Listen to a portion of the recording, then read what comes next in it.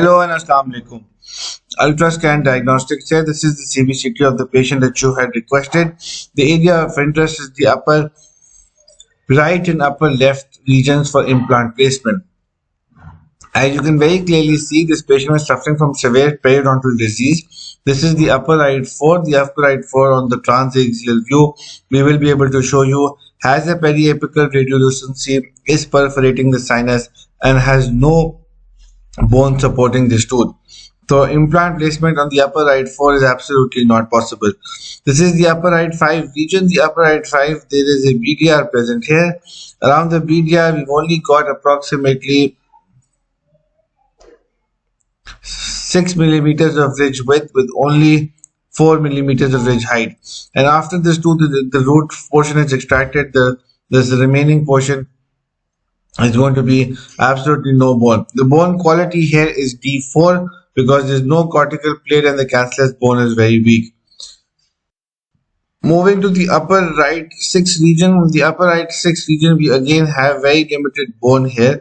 As you can see, very slight bone here, but that's not even. So this is the upper right 6 region.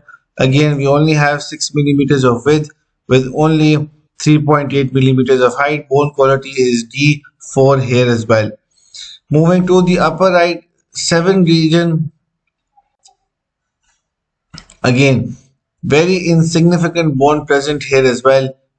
We've got 7 millimeters of ridge width with only 6 millimeters of ridge height. So these areas will need some form of bone augmentation for implant placement. Otherwise, implant placement here is going to be extremely not impossible or difficult.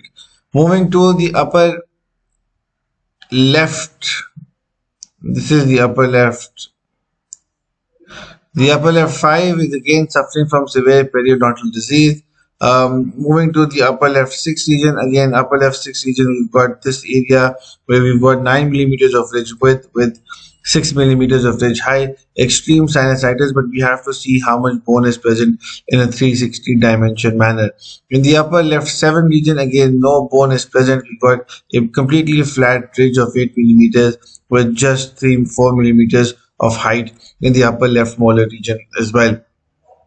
On the axial view, which is the top to bottom view, you will be able to appreciate that none of the bone present here is very deep. This is where the ridge starts to appear, and as soon as we're appearing, the sinus starts to form, and hence bone height becomes a very significant major problem for us. This is the sagittal view of the upper left segment. So this is the 5, this is the region of the 6, the region of the 7. So you can very clearly see there's absolutely no bone available in these regions for implant placement.